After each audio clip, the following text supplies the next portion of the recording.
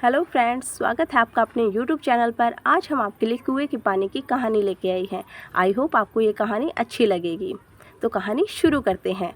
एक किसान बहुत ही परेशान था। उसे अपने खेतों को सींचने के लिए पानी की ज़रूरत थी, इसलिए वह कई दिनों से अपनी ज़मीन के आसपास किसी कुएं की तलाश कर रहा था। इसी तलाश में वह घूम ही रहा था कि अचानक उसे कुआं दिखा। यह कुआं उसके खेतों से बहुत नज़दीक था, इसलिए किसान बहुत खुश हुआ। उसने सोचा कि अब उसकी परेशानी ख़त्म हो गई है।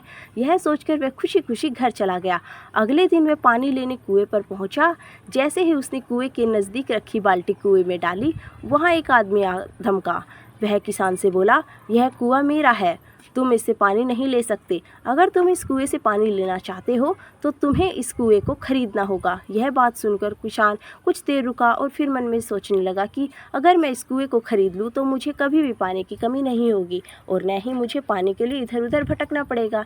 फिर क्या था, दोनों के बीच एक रकम तय हुई। किसान के पास उतने पैसे तो नहीं थे, लेकिन वह यह मौका छोड़ना नहीं चाहता था, इसलिए किसान ने उस आदमी को अगले दिन वह रकम देने का वादा किया और घर की ओर चल दिया।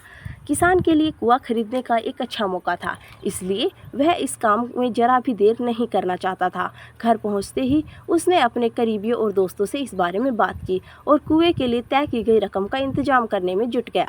थोड़ी भागदौड़ और कोशिश के बाद आखिरकार उसने वह रकम जमा कर ली। अब वह पूरी तरह निश्चिंत हो चुका था कि उसे कुआं खरीदने के लिए कोई नहीं रोक सकता। जमा हुए पैसों को लेकर वह फिर घर से चल दिया।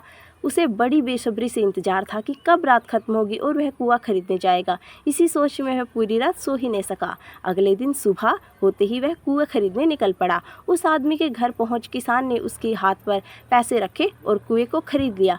अब तो कुआं किसान का हो गया था, तो फिर उसने पानी निकालने में देरी नहीं की। जैसे ही किसान ने कुएं में पानी निकालने के लिए बाल्टी उठाई, उस आदमी ने फिर बोला, ठहरो, तुम इस कुएं से पानी नहीं निकाल सकते हो। मैंने तुम्हें कुआं बेचा है, कुएं का पानी अभी भी मेरा है। किसान मायूस हो गया और न्याय के लिए राजा के दरबार में शिकायत करने पहुंच गया। मालूम है उस राजा का नाम क्या था? राजा अकबर।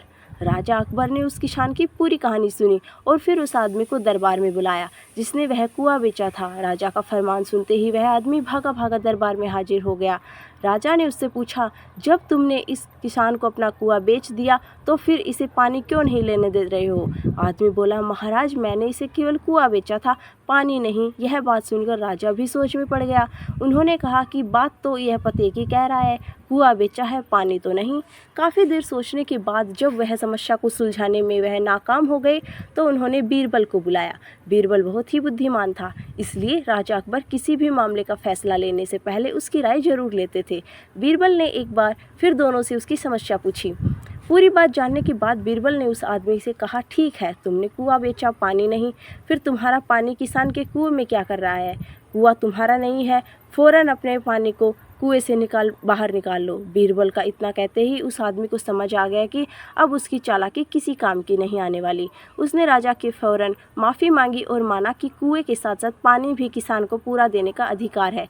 यह देखकर राजा अकबर ने बीरबल की बुद्धिमानी की तारीफ की और कुआं बेचने वाले आदमी पर धोखाबाजी के लिए जुर्माना लगाया। सीख: अपने आप को दूसरों से अधिक चालाक नहीं समझना चाहिए, साथ ही धोखा देने की आदत से भी दूर रहना चाहिए, क्योंकि कोई ऐसा भी हो सकता है जो आपसे भी अधिक बुद्धि का इस्तेमाल करना जानता हो। ऐसे में आपको धोखा पकड़ो जाएगा और आपको किए गए का भुगतान करना होगा, जैसे ही इस कहानी के अंत में कुआं बेचने वाले आदमी को करना पड़ा। तो दोस्तों, आपको ये हमारी कहानी कैसी लगी? आई होप आपको ये कहानी हमारी अच्छी लगी होगी, इसलिए हमारे इस वीडियो को लाइक करें, शेयर करें, हमारे चैनल